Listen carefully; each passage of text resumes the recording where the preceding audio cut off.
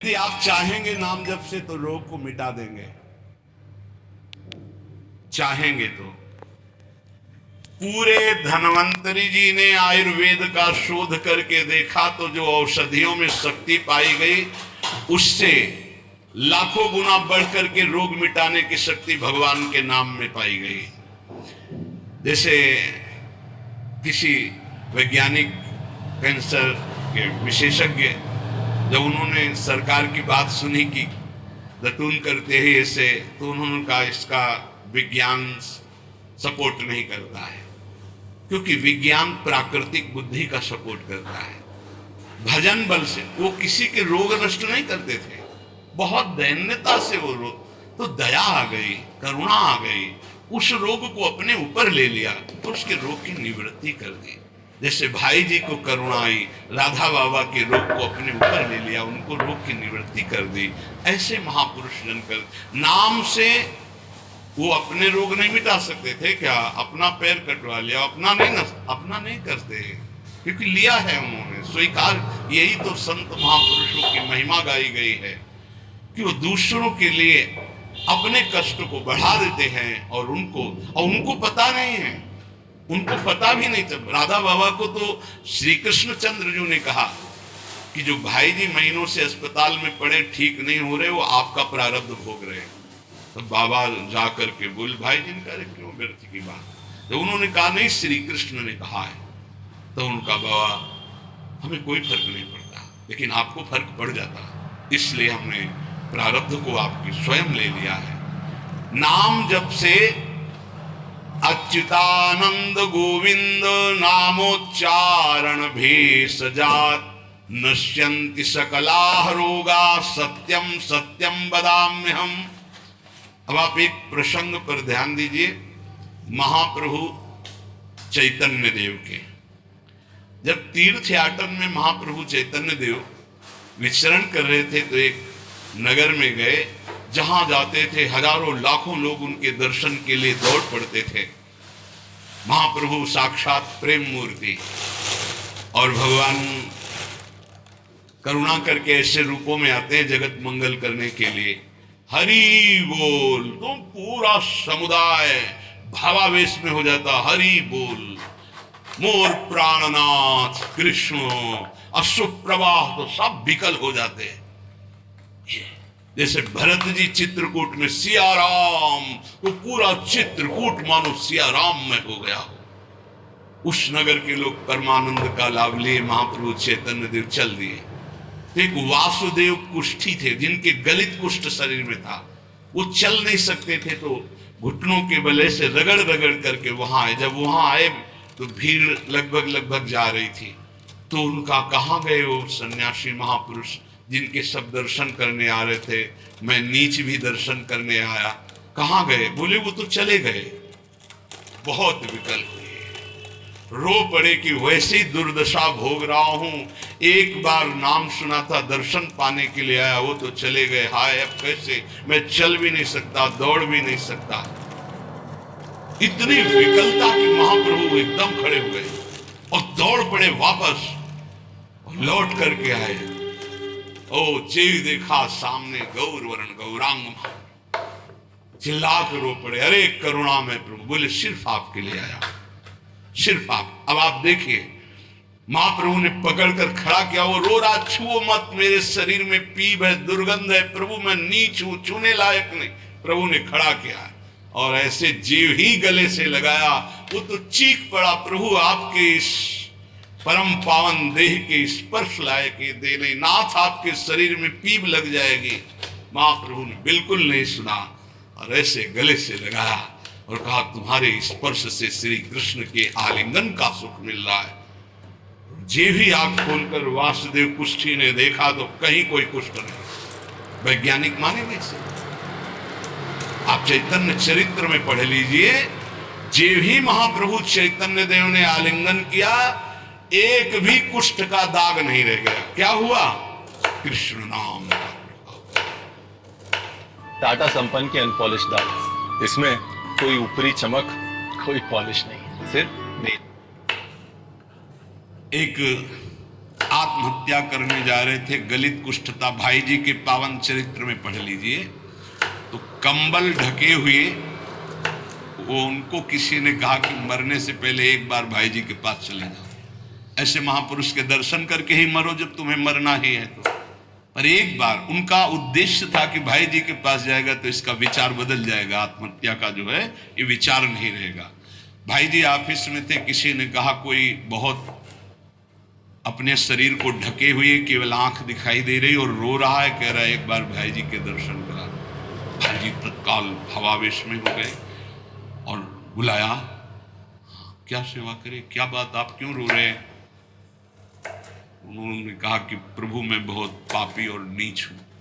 नहीं नहीं भाई ऐसा मत बोलो, क्या बात है, आप कंबल से अपना मुख क्यों ढके? हटाइए। तो जे भी हटाया तो खाओ पी पूरे शरीर में गलित कुष्ठ, पापों का बड़ा भारी दंड। सहम गए देखकर भाई जी। उनका नहीं नहीं कोई बात। बोले बस मैं आपके दर्शन करके आत्महत्या करना चाहता हूँ, कोई मुझे कहीं समाज में कोई ठौर नहीं, सब मुझे घृणा की दृष्टि से देखते, इसलिए मैं अपने भाई जी ने कहा नहीं नहीं, तुम्हारे ऊपर श्री कृष्ण की कृपा है। ऐसे जे ही आलिंगन किया कुष्ठ गाय, चरित्र में पढ़े। क्यों? क्योंकि नाम जप है, संकल्प किया उसके, संपूर्ण पाप नष्ट हुए, भस्म हुए, रोग गायब। रोग कहां से होता है? पाप का दंड है, रोग खत्म हो गया।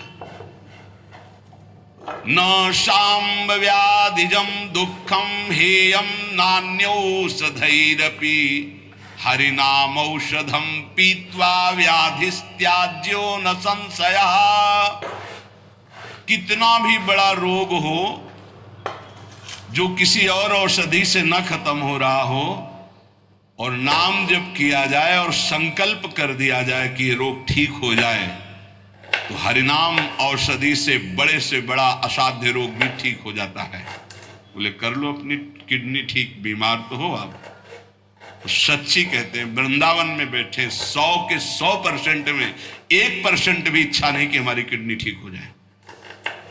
इससे बड़ा साक्षी हम नहीं दे सकते, क्योंकि वृंदावन हमारा प्राण सर्वस्व जीवन है। 1% 100 में नहीं कि ठीक हो जाए, जैसे चला रहे वैसे चलाओ। अब इससे हमें ठीक होने का तात्पर्य नहीं, क्योंकि जो ठीक होना चाहिए वो ठीक हो गया। हम भले हैं, बुरे हैं, नीच हैं, अच्छे हैं, जैसे हैं, अपनी प्रियाजू के ठिकाना मिल गया गोरे चरणारविंद का, इसलिए इसकी जरूरत नहीं है। आप चाहे 100 वर्ष रखो, चाहे 1 सेकंड में इसको बुला लो, कोई परवाह नहीं इसकी। 100 गोपाल शास्त्र नाम का रोज पाठ करते थे, गिरिराज जी की परिक्रमा करते थे, पूरा जीवन हो गया था और पैरालिस आदेश शरीर में उनके हो गया। लकवा जिसे कहते हैं, लकवा ही तो कहते हैं हिंदी भाषा। तो हरि बाबा, पूज्य उड़िया बाबा, ये सब जानते थे, इतने बड़े महापुरुष थे। उनके पास गए और अगर बाबा काहे को लीला कर रहे हो, अगर आप संकल्प करो तो पूरे भारत का पैरालिस ठीक हो जाए, आप अपने क्यों असमर्थ होकर पड़े हुए हो? तो उनका बाबा विनोद क्यों करते हो? क्या मच्छर मारने के लिए ब्रह्मास्त्र का प्रयोग किया जाता है? अरे ये शरीर छूटेगा आज नहीं तो कल, इसके लिए भगवान नाम और भजन का प्रयोग करें। नहीं, बाबा मुस्कुरा दिए। पर शास्त्रीय सिद्धांत, यदि आप औषधि से भी नहीं ठीक हो रहे, नाम जप कीजिए और संकल्प कीजिए कि ये रोग ठीक हो जाए, पक्का ठीक हो जाएगा। जब उस पाप की नष्ट करने योग्य आपका भजन बन जाएगा, पक्का ठीक हो जाएगा। आधयो व्याधयो यस्य स्मरणान्नाम कीर्तनात् तदैव विलयम यान्ति तमनंतम नमाम्यहम्। जिनके स्मरण और नाम कीर्तन से संपूर्ण मानसिक चिंताएं, शारीरिक रोग और भी व्याधियां, वो सब नष्ट हो जाएंगी नाम से। मानसिक चिंताएं, कई लोग ऐसे आए कि मैं डिप्रेशन में था, जब से प्रवचन सुना, राधा राधा जपा, सब खत्म हो गया। बाहर से सुनकर राधा राधा खत्म हो जाए, अगर आपको कहीं ऐसा है, इसका मतलब आप बात ही नहीं सुन रहे, नाम ही नहीं जप रहे। अरे नाचने का मन होता है। आधयो व्याधयो यस्य स्मरणान नाम कीर्तनात् कोई भी मानसिक या शारीरिक कष्ट उसे व्यापता ही नहीं जो नाम जप कर रहा है। सच्ची मानिए, आप पकड़िए, इस बात को पकड़िए, नाम जप से सब कुछ ठीक हो। एक बहुत डिप्रेशन में यही आए हुए थे, उनको हमने बताया सबके जूते साफ करो, यहां सबकी पादुका साफ करो, वाणी पाठ में बैठो, पाओ श्री जी की जूठन ठीक हो जाए। ये कोई आशीर्वाद नहीं था, ये पाप नष्ट करने की प्रक्रिया थी। जब आप सबकी पादुका साफ करोगे तो आपके सारे पाप नष्ट हो जाएंगे। पर देहाभिमान प्रबल, पादुका हम सबकी, ये बहुत बड़ी बात है। बड़े सौभाग्यशाली जिनको ये रहस्य पता चल जाए कि सब संतों के बाथरूम साफ करने का अवसर मिले, पादुका साफ करने का अवसर मिले, जूठन फेंकने का अवसर मिले, अहो भाग्य, जीत गए आप इस माया पर ये बात सबकी समझ में नहीं आएगी, क्योंकि अभिमान नष्ट होता है। जिस समय आप दूसरों की पादुका साफ करेंगे उस समय आपके पाप और अभिमान दोनों का नाश हो जाएगा। पर ये बहुत कठिन बात है, बहुत कठिन बात है। सब लोग खड़े हैं और आप उनकी पादुकाएं, और कोई कठिन बात नहीं। आप गुरुद्वारा जो साहब कहते हो, वहां चाहे आप जितने बड़े पदाधिकारी हो, वहां अगर सेवक हो तो वहां पहले जोरी सेवा मिलती, पादुका की सेवा करो, और सब करते हैं। सर्वरोगोपशमनम सर्वोपद्रवनाशनम शांतिदम सर्वरिष्टानाम हरे नामानुकीर्तनम।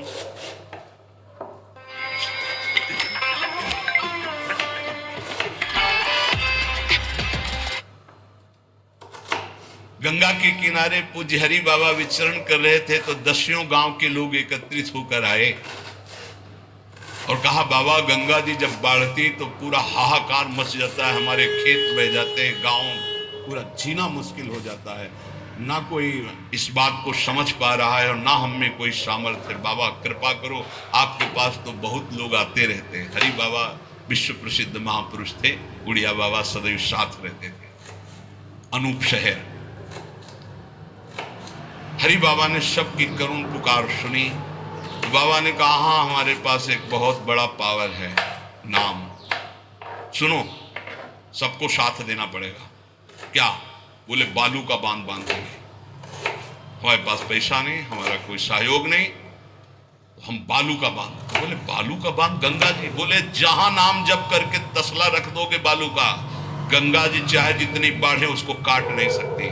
तो जानते हो, अब तो बहुत बड़ा बांध बना हुआ है, उसको हरि बाबा बांध से ही कहते हैं, हरि बाबा के नाम से ही बांध। पर बाबा ने पहला बांध जानते हो काहे को बनवाया? बालू का। भर भर के बालू, नाम उच्चारण हो रहा है, हरे कृष्ण हरे कृष्ण। बाबा यह कीर्तन करवाते थे और ऐसे तसला फावड़े में भरा जा रहा है, कृष्ण कृष्ण कृष्ण, और रखा जाता कृष्ण। बोले गंगा जी की सामर्थ्य नहीं कि काट दें। ऐसा ही हुआ, गंगा जी बहुत बढ़ी पर दिशा बदल दी, बांध का स्पर्श ही नहीं हुआ। और आगे चलकर जब पता चला कि बाबा ने ऐसा बांध, तो फिर सब मिलकर सरकार ने भी बहुत सुंदर बांध बना हुआ है और वहाँ आज भी कीर्तन अखंड चलता रहता है। बहुत बड़े बड़े महापुरुष वहाँ बैठ करके साधन भजन भी किए। हरि बाबा उड़िया बाबा जब थे तो भाई जी महाराज, बड़े बड़े संत जाकर वहाँ सत्संग करते थे। नाम का प्रभाव गंगा जी ने नहीं स्पर्श किया, उस बांध को जो बालू का बांध दिया गया। आप समझते क्या? नाम में अपार। कैसे कोई वैज्ञानिक मानेगा इस बात को कि ये नाम का प्रभाव? रोज नाम कीर्तन में वर्षों से एक भक्त जाते थे। बाबा ने पूछा, देखो अगर संत किसी को पूछते हैं तो आप ये समझ लो कि आपके जन्म जन्मांतरों के सुकृत सफल हो गए कि आप उनकी स्मृति में हैं। वैसे तो दृष्टि नहीं जाती, पर सब जब जहां अपनापन हो जाता है दृष्टि, वो भगत नहीं दिखाई दे रहे। उनका प्रभु तो आज ही पधार गए बिना कीर्तन के। ये कोई 200-400 वर्ष नहीं हुए हरि बाबा को गए, अभी बहुत 60-70 वर्ष हुए होंगे। उड़िया बाबा, हरि बाबा, भाई जी सब एक समकालीन महापुरुष है। उनका बाबा, उनका तो विमान बन रहा है, वो तो दाह संस्कार के लिए ले जाए जाए। बोले नहीं, पहले विमान यहां लाओ। बाबा घंटा बजा करके बोले हरि बोल। 12 घंटा में धोनी हरि बोल का विमान की रस्सी खोल दो। 2-4 बार घंटा जे ही बजा उठ के बैठ गया। बोले कीर्तन के बिना कैसे जा रहे? अब आप ये वैज्ञानिक कोई मानेगा? ऐसा कैसे हो सकता है? अरे कर तुम अन्यथा कर तुम। जहां सुई का धागा नहीं जाता वहां से अनंत ब्रह्मांड पार कर दे, उसे परमात्मा कहते, उसे भगवान कहते हैं। कीर्तन हुआ, बोले अब जाओ जाओ हमारे हरि के पास। तत्काल मूर्छाई, शरीर छूटा, विमान पे चिता। ये हजारों की भीड़ के बीच में हुआ, कोई अकेले एकांत में नहीं हुआ। कई लोगों को प्रश्न हुआ कि बाबा की वास्तविक किडनी खराब है। किडनी के मरीज नहीं है, शरीर किडनी का मरीज है। लेकिन जब हम होते हैं तब किडनी के मरीज नहीं होते, और जब किडनी के मरीज होते तो हम नहीं होते। ध्यान रखना। अब ये तुम समझो, समझ पाओ तो समझ लो। इस समय हम मरीज नहीं हैं, इस समय डॉक्टर हैं। अभी जब इससे उतरेंगे तो मरीज हो जाएंगे, पकड़ लेंगे लोग, वहां खड़े करेंगे। ऐसे बैठे रहेगा, चलता रहेगा। ये केवल राधा नाम का प्रभाव समझो। ये केवल राधा प्रताप है, श्री जी का प्रताप है, ये नाम प्रताप है। जब साधु नहीं रहता ना तो उसकी जीवनी में लिखा जाता है तो बोले अच्छा ऐसा था, और जब सामने है तब समझ में नहीं आता, माया समझने नहीं देती। यही माया का है कि जब तक श्री कृष्ण चंद्रजू अपने परिकर में रहे द्वारिकापुरी में, तो जल्दी कोई जान ही नहीं पाया कि द्वारिकाधीश बने हुए अनंत ब्रह्मांडों के स्वामी हैं। पक्का ऐसे भगवान और भक्तों की लीलाएं होती हैं। सच्ची कह रहा हूं, ये हमारी कोई महिमा नहीं है, राधा प्रताप है कि कैसी भी परिस्थिति हो, ये जस गवाना ये उनके प्रताप से। कौन सा ऐसा सर्व रोगाप शमनम सर्वोपद्रव नाशनम शांति प्रदम सर्वरिष्टानाम हरिर नामानुकीर्तनम। कोई भी अरिष्ट ग्रह नक्षत्र भूत प्रेत, लोग कहते हैं हमारे घरों में बाहरी चक्कर है, 1 घंटा का नाम कीर्तन करवाओ, कोई चक्कर रह जाए तो बताना। नाम कीर्तन नहीं करवाओगे, पक्का हमें पता है। इसमें श्रद्धा हो सकती है तुम्हारी कि ले जाओ ये गाड़ देना घर में, लेकिन नाम कीर्तन जो लोक परलोक सर्व पाप का नाश करने वाला, नाम संकीर्तनम यस्य सर्व पाप प्रणाशनम, जहां तक नाम कीर्तन जाएगा वहां तक सबका मंगल होगा। मीरा जी को एक भूतिया घर में रखा गया कि अब ऐसे नहीं मरी तो यहाँ तो भूत ही मार डालेंगे। मीरा जी ने गिरधर को विराजमान करके जे भी धूप आरती की, जो धूप की गंध जितने भूतों को लगी सब परम पद के अधिकारी बन गए, सब परम पद के अधिकारी। क्या भगवत आराधना, कौन सा ऐसा अरिष्ट है जिसका नाश ना हो जाए, लेकिन कोई समझते नहीं। राधा राधा राधा नाम के बल से, भगवत चिंतन के बल से सब कुछ ठीक हो जाता है। सच्ची कह रहे, सब कुछ ठीक हो जाता है। संकीर्तमानो भगवान अनंतः। सब कहते हैं 30 से हेयर फॉल तो होता ही है। मुझे भी शुरू में लगा था कि एक बार जो हमारे सन्यासी गुरुदेव भगवान थे, बिल्कुल साधारण गांव के लोग, महाराज जी हमारी भैंस बहुत बीमार हो, वो मर गई तो हम गरीब आदमी मर ही जाएंगे, क्योंकि उसी के दूध से परिवार चलता है। हम छोटे थे, गुरुजी के पास नीचे बैठे थे, गुरुजी तखत में। अरे भैया तो कोई पशु के डॉक्टर थोड़ी है। कहा स्वामी जी हमें पता है आप कर सकते। एक अपनापन होता है। तो ऐसे नारियल का कमंडल रखा होगा, नारायण नारायण नारायण कटोरी में डाला और कहा लो भैंस को पिला देना, बोले भैंस ठीक हो गई। अब जितने भैंस हो गाय के तो सब वहां भीड़ लगने लगी। गुरु जी ने कहा भैया पशु के डॉक्टर थोड़ी, वो बेचारे गरीब आदमी था, ऐसा कह रहा था। संकल्प कर ले और संत कह दे तो क्या नहीं हो सकता, क्या नहीं हो सकता। जाओ तुम्हारा मंगल हो जाए, तो उनके पास भजन है, उसके बल से मंगल हो जाता है। ऐसा थोड़ी कि वो कोई सिद्धि जानते कि तुम्हारा रोग नष्ट कर देंगे। जाओ तुम्हारा मंगल हो जाए। उनके पास नाम बल है, उससे हो जाता है। जब अनंत महिमाशाली भगवान का नाम जब किया जाता है तो नाम चित्त का मार्जन करके, जैसे सूर्य उदय हो जाए तो अंधकार नष्ट हो जाता है, ऐसे हृदय में ज्ञान प्रकाशित कर देता है। इतना नहीं को पाप नष्ट कर देता है, विघ्न नष्ट कर देता है, विशुद्ध ज्ञान प्रकाशित कर देता है। नाता परम कर्मा निबंध कीर्तनम मुमुक्षताम तीर्थ पदानुकीर्तनात् नायत पुनः कर्म सुसज्जते मनो रजस्तमोभ्याम कलिलम तथोन्यथा। एक बड़ा रहस्य की बात, जो हमारा प्रारब्ध भोग है ना, नाम से इसको 1 मिनट में मिटाया जा सकता है, किसी के भी, अपने या दूसरे के। लेकिन हम बहुत बड़ा प्रारब्ध मिटा रहे हैं। अनंत जन्मों के कर्म संस्कार जो हमें बार बार जन्म मरण के चक्र में फंसाते हैं, वो आखिरी जन्म होना है, इसलिए इस शरीर के प्रारब्ध को सह लेते हैं। वो आगे के जितने, पीछे के जितने, सबको भस्म करके भगवत प्राप्ति कर लेते हैं। इस रहस्य के कारण बड़े बड़े संत अपने शरीर के प्रारब्ध को नहीं मिटाते हैं। यद्यपि सामर्थ्य उनमें है, ऐसा नहीं कि वो नहीं मिटा सकते, बड़ी सामर्थ्य है। कैसी कैसी सामर्थ्य भाई जी महाराज के चरित्र में पढ़ करके आप देखो। अभी कोई बहुत वर्ष थोड़ी हो गए भाई जी को अंतर ध्यान हुए। कैसी कैसी सामर्थ्य सिद्ध महापुरुषों में हुई है नाम के बल से। लेकिन उनके शरीर में, जिस दिन बाबा का शरीर पूरा होना था, अंतिम समय था, सुबह उठे, ऐसे सत्संग हाल में आए और कहा आज तो स्मशान होगा। किसी को समझ में नहीं आ रहा था, बोले आज स्मशान होगा। किसी को अपने आप बैठ गए।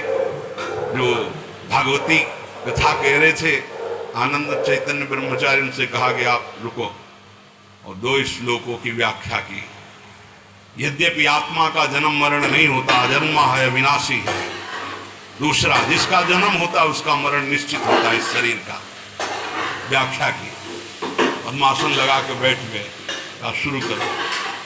किसी को कुछ समझ में नहीं आया। 5 मिनट बाद ही घटना घटती है। आश्रम में ही रहने वाला ठाकुरदास या भगवान दास, जो भी उसका नाम हो, ऐसे नाम था, आया और कहा नहीं तुम नहीं, गया और कड़ा सा लेकर जिससे चारा काटा जाता है, 6-6 इंच के घाव बाबा के हो गए। इतनी रफ्तार से मारा कि पूरी सभा लगी थी।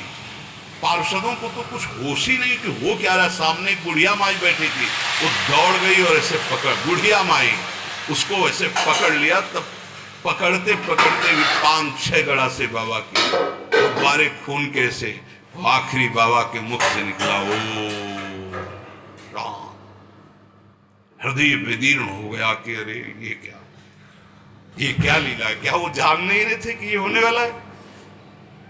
पूज्य स्वामी श्री मगनानंद सरस्वती जी महाराज, हमने बताया है, सुबह बैठे और क्या सुनो, जैसे शरीर हमारा छूटे ना, एक ऐसा बॉक्स जैसा बनाना, और उसमें पधराते समय सोचना कि भगवान विष्णु अपने शेष सैया पर शयन करने जा रहे हैं और गंगा में प्रवाहित कर देना। अच्छा भाई, तो तुम लोगों में कौन कौन हमारे साथ चलेगा? अपने शिष्यों से कहा। तो सबसे बड़े शिष्य शिवानंद स्वामी थे। तो उनका सरकार जहां आप हो, हम बोले नहीं, तुम विज्ञ हो, समस्त हमारा आंतरिक ज्ञान तुम्हें प्राप्त हो चुका है, तुम जन समुदाय को ज्ञान प्रदान करोगे। और कौन कौन चलेगा? 10 लोगों ने कहा कि आपके साथ ही हम चलेंगे। ये किसी को पता नहीं था कि आज ही घटना घटने वाली है। ठीक है। ठीक 2 बजे बाबा सरकार लघु शंका के लिए निकलते थे, आसन से हटकर, फिर आसन में बैठ जाते थे। जेवी लघु शंका के निकले तो एक बावरा आदमी जो वही आश्रम में ही आकर के टिका था, सबको लगता था ये कुछ खतरा पैदा करेगा। वो गांजा पीता था, कुल्हाड़ रखता था साथ। बाबा सरकार रोज अपने भोग से दूध उसे पिलाते थे। जेवी लघु शंका को निकले 8-10 कुल्हाड़, ऐसे महापुरुष के जो अस्थिमात्र हो रहे शरीरा, योग के पुंज, एक ही समय में कई जगह पाए गए। ऐसे सिद्ध महापुरुष मग्नानंद सरस्वती जी महाराज एक ही समय में कई जगह पाए गए। बाबा सरकार लहू लुहान हो गया, आए उस स्थिति में सब अधकटे अंग सिद्धासन में बैठ गए। वो पीछे आया और जिन 10 लोगों ने कहा था साथ चलेंगे सबको मार के, और जिन लोगों को बाबा सरकार ने कहा था नहीं, एक भी खरोच उनके शरीर में नहीं आए और भाग गया। मानो काल ही ऐसे, उनको पता था। ऐसा नहीं कि भजनानंदी महापुरुषों को पता नहीं होता कि अब क्या होने वाला है, पर वो भगवान के रहस्य को वैसे ही रखते हैं जैसा भगवान चाहते हैं। क्या पूरे जीवन भर महान तप, परिणाम अंत में तो ये परिणाम थोड़ी है। छोटा बेबी देखिए किसी को भी अच्छा लगता है। उनका जो स्किन रहता है एकदम थिन रहता है, लाइक टिश्यू। भगवान करुणा निधान बड़ी प्रसन्न मुद्रा में पीपल के नीचे, बहेलिए ने देखा श्री चरण का तलवा तो ऐसा उसको भ्रम हुआ कि हिरण का मुख माला तान के बाण भगवान के चरणों में। जो ही नजदीक गया देखा द्वारिकाधीश भगवान कांप गया। भगवान ने कहा मम इच्छा कह दीन दया। तुरंत दिव्य विमान आया और उससे कहा इसका फल है कि तुम परम पद में जाओ। तो भगवान अंतर्धान हो रहे, निमित्त बनाकर वो सशरीर भगवान निकल। भजन करने से इसका कोई लेना देना नहीं रहता कि शरीर को रोग है, कि शरीर कैसे छूटता है। इतने महामहिम बक्सर वाले पूज्य मामा जी महाराज, अद्भुत संत, जिनको मामा जी ही इसलिए कहा जाता था कि जानकी जी पर दृढ़ भाव था, मेरी बहन है, मेरे बहनोई राम जी हैं। शायद इनमें से किसी लोगों ने दर्शन किए, बहुत ही करुणामूर्ति। अगर कोई वैष्णव झुकता है तो लाठी रख करके प्रणाम कर। हमने काशी में और यहाँ वृंदावन में भी दर्शन, बड़ी सभा में सर्वश्रेष्ठ सम्मान दिया जा रहा था। जब उनको बोलने को हुआ तो उन्होंने कहा माँ अपने गोद पर बेटे को बैठा लेती तो ये कोई सम्मान बेटे का नहीं होता है, ये माँ का दुलार होता है। ऐसे आप सब महापुरुषों ने ऐसी वाणी, ऐसी दैन्यता, और शरीर कैसे पूरा हुआ जानते। जा रहे थे भगवत कथामृत पान कराने, गाड़ी का ऐसे राधा अंतिम शब्द था जो पास थे, राधा बरसाने से दर्शन करके गए थे। राधा किस हेतु से कैसे जाते हैं इसका निमित्त नहीं, कहां जाते हैं ये बात है। श्री जी के पास गए। नाम सब साधनाओं की त्रुटि को पूरी कर देता है। इसीलिए कल शाम के बहुत आर्त भाव से कह रहे थे कि 10 मिनट घर में कीर्तन कर लिया करो। आपके कमरे का वातावरण भागवतिक हो जाएगा यदि आप कीर्तन कर लेंगे। पर सुन लीजिए हमारी बात, माइक से कह रहे हैं तो भी नहीं सुनाई दे रहा है। नहीं सुनाई दे रहा, इसका मतलब आप कर नहीं रहे। अगर करते हैं तो सुन रहे हैं आप। 10 मिनट आप चाहे गृहस्थ हो चाहे विरक्त हो, 10 मिनट कीर्तन कर लीजिए। आपकी कुटिया का वातावरण भागवतिक हो जाएगा, कोई आपको मानसिक विघ्न नहीं होगा। 10 मिनट कीर्तन कीजिए। अगर आप मान ले तो निर्विघ्न आपका समय जाने लगेगा। 24 घंटे में एक बार आपकी कुटिया में ताली या मंजीरा बजना चाहिए और जोर से नाम होना चाहिए, राधा राधा या राधा वल्लभ श्री हरिवंश, या जो और अन्य उपासना वाले हैं अपने उपास्य देव का नाम कीर्तन। जिस कुटिया में रोज नाम कीर्तन होता है उस कुटिया में कोई भी किसी अन्य के परमाणु हमें विक्षेप नहीं डाल सकते। ये रहस्य की बात है, पर कैसे मानो? तुम्हारा मन तुम्हारे ऊपर शासन किए तो हमारी बात नहीं मानोगे। यदि हमारी बात आपके ऊपर शासन कर जाए तो आज से शुरू कर दोगे। आपकी कुटिया में 10 मिनट कीर्तन की ध्वनि होनी चाहिए। जैसे बड़े भाग्यशाली जन हैं, कई वर्ष पहले ये हुआ कि जिस कॉलोनी में रह रहे उस कॉलोनी में कीर्तन होना चाहिए। आज भी कीर्तन, कितना सुख मिलता है जब आसपास ये राधा नाम का कीर्तन करते हैं तो हृदय, तो 50 लोग पीछे चलते हैं नाम कीर्तन करते हुए, पूरी कॉलोनी में गूंजता है नाम कीर्तन। आप अपनी कुटिया में अपने मंगल के लिए, अपने वातावरण अनुकूलित के लिए, जो आपके दिमाग को भागवतिक बना सके, 10 मिनट नाम कीर्तन कीजिए। मान लीजिए, फिर आप परिणाम देखिए। जोर जोर से नाम कीर्तन कीजिए। नाम से समस्त त्रुटियों की पूर्ति हो जाती है। मंत्र तंत्र तच्छिद्रम देश कालार्ह वस्तुतः सर्वम करोति निश्छिद्रम नाम संकीर्तनम तव। जैसे आप मंत्र जप कर रहे हैं तो आपकी कोई त्रुटि हो गई है, कई तरह की त्रुटि हो जाती है। आप मंत्र जपते जपते कोई बोल दिए, कोई बात कर दिए, निषेध है मंत्र में, जब तक माला पूरा ना हो जाए तब तक नहीं।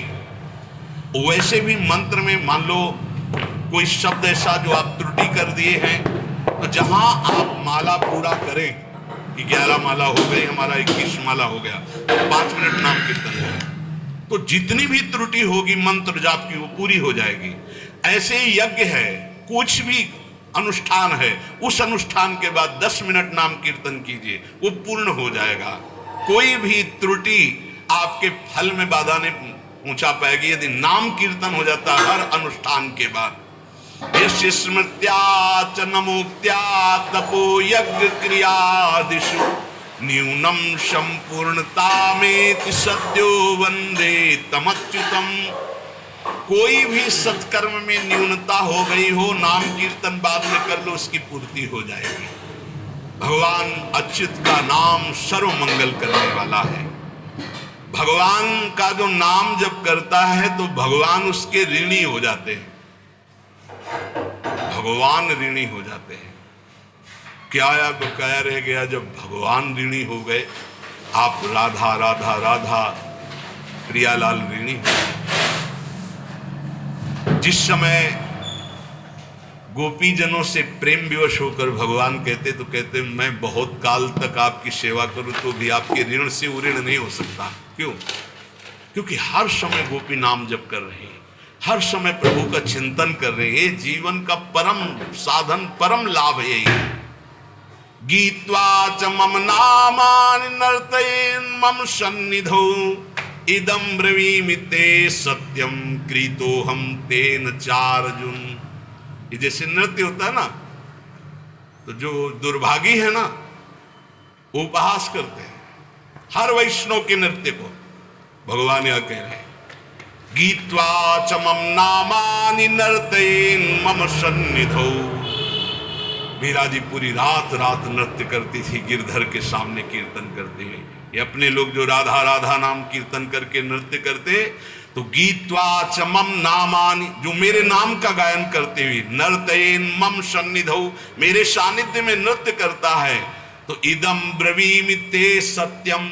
वैसे भगवान के वचन सत्य होते हैं, पर यहां प्रमाणित कर रहे हैं मैं सत्य कहता हूं। कृतोहम तेन अर्जुन, मैं बिक जाता हूं उनके लिए। ये लो, भगवान को खरीदने का उपाय नाम कीर्तन करते हुए भगवान के सामने नृत्य करना। मैं उनका बिका हुआ दास हो जाता हूं। अच्युत भगवान, अजित भगवान कह रहे हैं जितम तेन जितम तेन जितम तेनेति निश्चितम जिह्वाग्रे वर्तते यस्य हरिरित्यक्षरद्वयम्।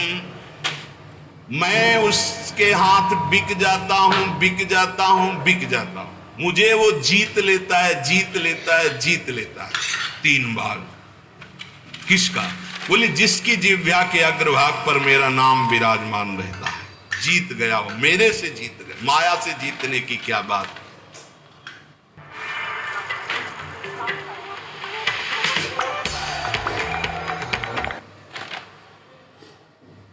चाहे जिस देश में हो, चाहे जिस स्थान में हो, चाहे जैसी अवस्था में हो, अपवित्र ही क्यों ना हो, यदि नाम कीर्तन कर रहे हो, मुख जूठा है, शरीर अपवित्र है, अपवित्र देश में हो, कहीं भी, तो बोले न देश नियमस्तस्मिन् न काल नियमस्तथा नोच्छिष्टेपि निषेधोस्ति श्री हरिर्नाम निलुब्ध। यदि मुंह जूठा है और मंत्र जप कर रहे हो तो ठीक नहीं है, नियम विरुद्ध आचरण है, ये गलती है, चूक है। लेकिन मुंह जूठा है, राधा राधा, कोई अपराध नहीं। नाम कीर्तन में अपवित्र दशा, मुंह जूठा हो जाना, वस्त्र अपवित्र होना, या अपवित्र काल, अपवित्र स्थान, अपवित्र देश, इसका कोई मतलब नहीं। नाम के लिए, मंत्र के लिए फिरा जाता है। इसलिए नाम सर्वोपरि चक्रायुधस्य नामानि सदा सर्वत्र कीर्तयेत्। ना शौचम कीर्तने तस्य स पवित्र करो यतः। शौच में बैठे हुए हैं आप, कृष्ण राधा राधा राधा राधा, परम पवित्र है। उस समय आप नाम जप कर रहे हैं। जो सदा सर्वदा हरि नाम जपता है, राधा नाम जपता है, वो स्वयं सबको पावन करने की सामर्थ्य रखता है। मंत्र के लिए निषेध, नाम के लिए निषेध नहीं है। किसी भी देश काल अवस्था में, शुद्धि अशुद्धि में आप हर समय नाम जप सकते हैं। जो नाम है वही भगवान है, जो भगवान है वही नाम है। इसमें तुम संदेह मत करना।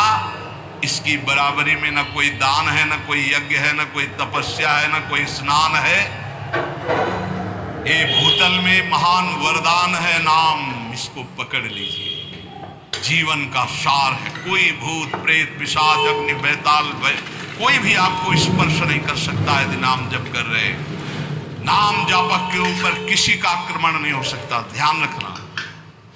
बहुत बड़े सामर्थ्यशाली प्रेत योनि को प्राप्त होते हैं, उनके आगे फिर कोई मंत्र तंत्र नहीं चलता।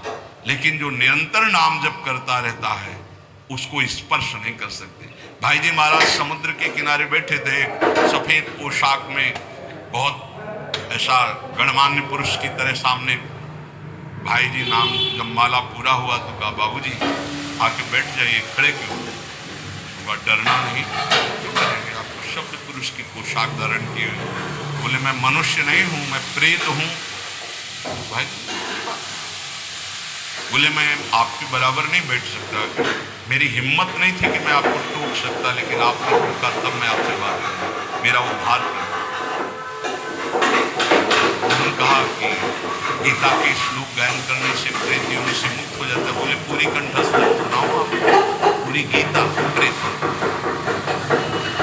उन्होंने कहा मैं साधारण प्रेत नहीं हूँ, मैं बहुत अच्छा साधक हूँ, समस्त शास्त्रों का ज्ञान रखता हूँ और ये मैं जानता हूँ कि आप ही मेरा उद्धार कर सकते हैं। मेरे से कुछ त्रुटियां हो गई जिसके कारण मैं प्रेत योनि को प्राप्त हुआ। भाई जी ने कहा फिर मैं श्री कृष्ण से उपाय पूछता हूँ। तो उन्होंने कहा आप जब याद करोगे मैं आपके सामने उपस्थित हो जाऊंगा, आप मेरा कल्याण कर दीजिए। बहुत सी प्रेत योनि की और प्रेत लोक की बातें भाई जी से उनकी हुई। भाई जी ने उनका नाम में बड़ी सामर्थ्य है, इसलिए सबसे प्रार्थना है मानसिक रोग डिप्रेशन से निवृत्ति के लिए, शारीरिक रोगों को सहने की सामर्थ्य या निपटाने के लिए, और लौकिक कामनाओं की पूर्ति के लिए या पारलौकिक कामनाओं की पूर्ति के लिए या परम पद के लिए या शुद्ध ज्ञान के लिए या भगवत प्रेम के लिए, जो भी आपको चाहिए वो सब नाम से प्राप्त हो जाएगा। पर जैसे एक